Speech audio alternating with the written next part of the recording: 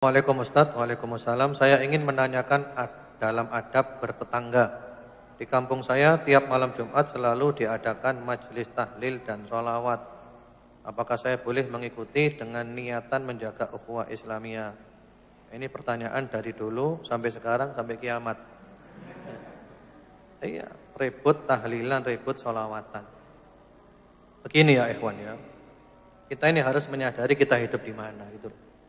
Kita ini hidup di mana? Kita hidup di Indonesia, kita hidup di Kota Malang. Dan kita harus jujur, di sini memang banyak orang NU, banyak habaib. Yang mana di antara amalan mereka adalah tahlilan dan sholawatan. Dan mereka melakukan itu pun mereka juga punya argumentasi. Mereka punya argumentasi. Iya kan? Sehingga kita tidak perlu ribut masalah ini. Tidak perlu ribut, tidak perlu bid'ah-bid'ahkan. Kalau kita bid'ah-bid'ahkan, nyesat-nyesatkan, berarti kita cari masalah, kita ngejak ribut. Ini sampai kapan tuh kita ribut? Pertama, ini bukan masalah yang prinsip. Betul apa enggak? Setuju apa enggak? Setuju, enggak setuju, harus setuju. Ini masalah bukan prinsip ya ikhwan. Ini masalah furu'iyah, masalah cabang-cabang ini. Bukan masalah prinsip. Dan mereka juga punya ulama. Walaupun kesimpulannya kita harus berbeda pendapat. Aku enggak tahlilan, aku enggak sholawatan. Kamu tahlilan, kamu sholawatan, silakan. Kita saling menghormati. Kita adalah sesama muslim. Aku tidak menyerang kamu, kamu enggak usah nyerang aku. Enggak usah tuduh-tuduhan. Enak kan kalau gitu, dewasa? Setuju apa enggak tuh? Kan dewasa gitu kan? Enak. Jadi tidak usah saling memaksakan keyakinan. Agama itu privasi kita dengan Tuhan, dengan Allah. Gak usah ikut campur urusannya agamanya orang lain. Berdakwah boleh, harus berdakwah. Tapi juga caranya yang santun. Karena itu, saya menganjurkan supaya antum yang banyak piknik.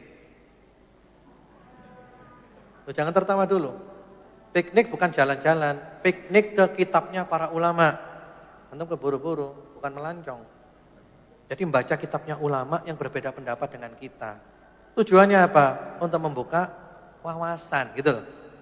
Karena kalau kita hanya satu kitab, nanti kita merasa paling benar sendiri. Surga, teman-teman, ikhwan, billah wa akhwat, surga milik kita ya. Yang lainnya tidak punya surga, surga milik kita saja.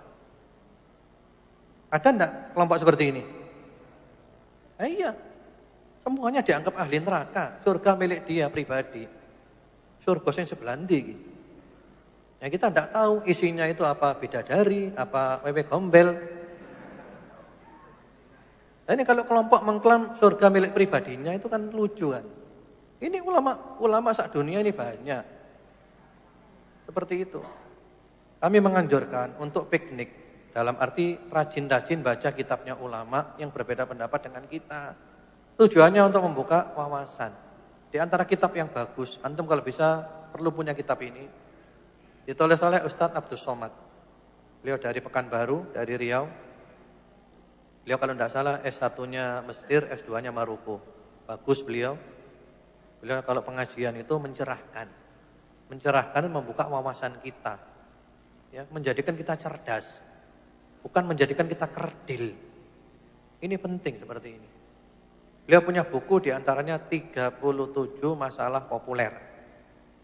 Di antaranya masalah ini. Tahlilan, sholawatan dibahas di sana. Mereka yang ngadakan itu apa argumentasinya? Apa alasannya? Itu penting. Mereka juga punya argumentasi. Sampai kapan kita ribut seperti ini? Seperti itu. Karena terus terang saja, ikhwan wa akhwat fillah rahimakumullah, saya sekarang sadar, semakin hari semakin sadar bahwa otak kita selama ini sudah dirusak. Otak kita sudah diprogram selama ini dengan program kebencian. Kalau ada kata-kata ahli bid'ah, yang langsung otak kita kemana arahnya itu? Jujur antum. Kalau ada kata-kata ahli bid'ah, langsung kemana arahnya? Yang dibayangkan kita itu.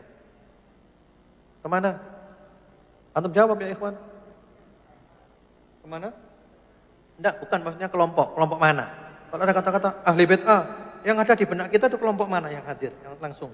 Yang refleks mana? NU. Ahli bid'ah langsung NU habaib. Ini salah. Salah itu. Mereka bukan ahli bid'ah. Mereka adalah ahlus sunnah wal jamaah. Ahlus sunnah wal jamaah sama dengan kita. NU, Muhammadiyah, Al-Irsyad, Persis, Salafi, Habaib, Ikhwanul Muslimin, Jamaah Tabligh. Ini semuanya ahlus sunnah wal jamaah. Kenapa kita katakan ahlus sunnah wal jamaah? Karena akidah mereka, akidah ahlus sunnah wal jamaah. Rukun Islamnya ya 5, 2 kalimat syahadat, salat, zakat, puasa, haji. Rukun imannya ya 6, iman kepada Allah, malaikat, kitab-kitab, para rasul, hari akhir, takdir. Akidah tentang sahabat sama, Al-Qur'annya sama, tafsirnya sama, kitab haditsnya sama, syarah haditsnya sama, semuanya sama. Bedanya sedikit dan itu pun bukan masalah yang prinsip. Jadi kalau mereka dibilang ahli bid'ah saya enggak setuju. Ini juga sumber masalah di antara kita karena kita sering menuduh yang di luar kita sebagai ahli bid'ah, enggak usah lah. Kita insya Allah sama-sama ahlu sunnah wal jamaah. Lah terus siapa ahli bid'ah itu? Kalau kita kembali ke salafus saleh yang keras kepada ahli bid'ah, jangan kumpul ahli bid'ah, jangan bertangga dengan ahli bid'ah dan seterusnya, itu memang benar-benar ahli bid'ah yang akidahnya menyimpang, bukan ahlu sunnah wal jamaah. Ahli bid'ah pada zaman salafus saleh itu diantaranya Khawarij. Kebalikannya Khawarij Murji'ah, Syiah Rafidhah, kebalikannya Nawasib. Kemudian Qadariyah, Jabriyah, Mu'tazilah, Jahmiyah. Memang mereka ahli bid'ah. Seperti itu. Jadi NU, Habaib dan yang lainnya itu saudara, sama ya. Saya ulangi lagi, NU, Muhammadiyah, Al-Irsyad, Persis. Kemudian Salafi, Habaib, Jamaah Tabligh, Ikhwanul Muslimin. Ini sama. Sama ya ikhwan. Saudara. Dan saya mengatakan begini pun, karena dulu sudah pernah, keras-kerasan itu pernah, keras-kerasan, nuduh-nuduh bid'ah ini sudah pernah, sudah khatam, ya sudah taubat. Dan setelah taubat kepada Allah, semakin hari semakin dibuka oleh Allah, bahwa ajaran-ajaran yang suka nuduh bid'ah-bid'ah itu sangat efektif untuk menghancurkan umat Islam. Sangat efektif untuk memecah belah umat Islam. Yang dimusuhi itu loh umat Islam. Musuhnya nomor 1 adalah umat Islam. Sehingga semua ulama yang di luar kelompoknya dihabisi semuanya. Dibunuh karakter ulama semuanya. Sehingga ulama hancur semuanya. Ini ajaran apa seperti ini? Islam bisa rusak kalau kayak gini. Setiap ulama dihancurkan karakternya. Sehingga kita nggak ngambil ilmu dari dia. Oh ini sesat, ini sesat, ini sesat. Semuanya sesat yang di luar kelompoknya dia. Repot kalau gini kan. Jadi mari kita bersikap dewasa. Beda pendapat boleh. Beda pendapat itu indah. Selama bukan dalam masalah akidah. Akidahnya tetap ahlus sunnah wal jamaah. Dalam amalia-amalia monggo silakan, enak. Kita tetap bersaudara. Yang kita kedepankan adalah innamal mu'minuna ikhwah. Al-muslimu akhul muslim. Sama-sama muslimnya, sama-sama berimannya, saudara. Walaupun organisasinya berbeda. Anda Islam enggak? Islam saudara. Anda iman enggak? Iman saudara. Seperti itu. Ini penting. Di masalahnya Al-Quran itu kita tinggal. Mulut kita Al-Quran, sunnah, Quran, sunnah. Padahal kita meninggalkan Al-Quran dan sunnah. Kita suka dengan ucapannya manusia. Lebih kita kedepankan daripada Al-Quran dan As-Sunnah. Jelas apa enggak? Insya Allah semua kelompok tadi itu rujukannya juga Al-Quran dan As-Sunnah. Nggak ada yang rujukannya itu Taurat wal Injil, nggak ada. Itu dulu aja ya. Mudah-mudahan bermanfaat. Allah nanti kita ketemu lagi dalam keadaan yang lebih baik lagi. Allah menjadikan kita istiqomah. Allah semakin mempererat ukhuwah kita. Ya, terutama di Kota Malang. Mari kita mulai dari Kota Malang bahwa kita ini lintas organisasi bisa bergandengan tangan. Ayo kita bangun Malang bersama-sama. Kalau kita tukaran terus sampai kapan kita? Dan itu memang orang-orang kafir itu tahu Islam nggak bisa dikalahkan. Orang kafir tahu itu. Jangan coba-coba ngelawan Islam. Jangan coba-coba ngelawan Al-Quran. Jangan coba-coba ngelawan Allah. Jangan coba-coba ngelawan Rasulullah sallallahu alaihi wasallam. Anda kalah. Anda kalah. Karena Anda melawan kekuatan yang maha dahsyat, yang tidak terkalahkan. Dan orang kafir tahu itu. Cara mengalahkan orang Islam cuma satu. Ini resepnya ya. Kalau ingin mengalahkan orang Islam caranya cuma satu. Ini rahasia tapi ya. Jangan bilang-bilang antum. Cara menghancurkan orang Islam itu cuma satu. Gak ada lagi selain ini. Apa caranya?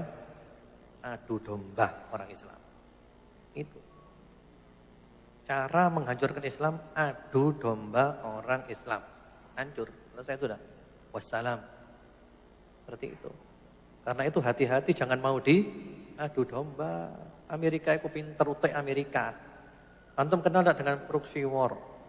Perang proxy, perang boneka. Iya.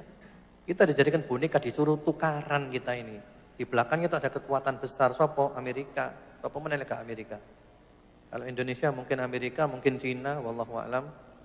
Tapi yang diadu domba itu kita, diajak tukaran.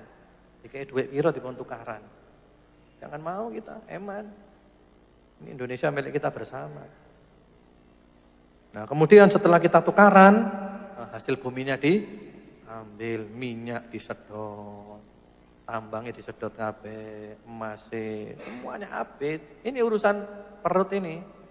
Irak dihancurkan kayak gitu. Amerika di belakangnya. Yang dijadikan boneka siapa? Sunnah dan Syiah tukarano.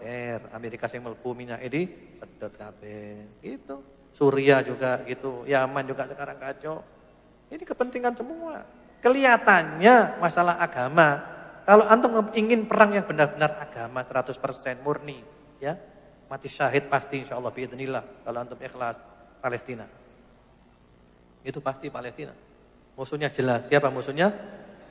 Zionis Yahudi. Itu jelas kalau itu. Kalau yang lain-lainnya kebanyakan perang boneka.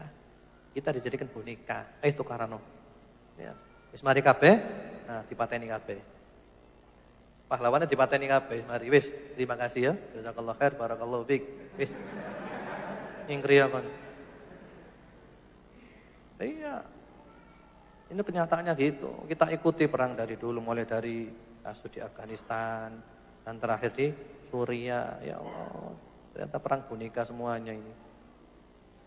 Demikian, mungkin itu dulu ya. Wallahu a'lam. Semoga bermanfaat. Allah menjadikan kita istiqomah dan Allah tutup umur kita dengan husnul khatimah. Subhanakallahumma bihamdika asyhadu an la ilaha illa anta astaghfiruka wa atubu ilaik. Assalamualaikum warahmatullahi wabarakatuh.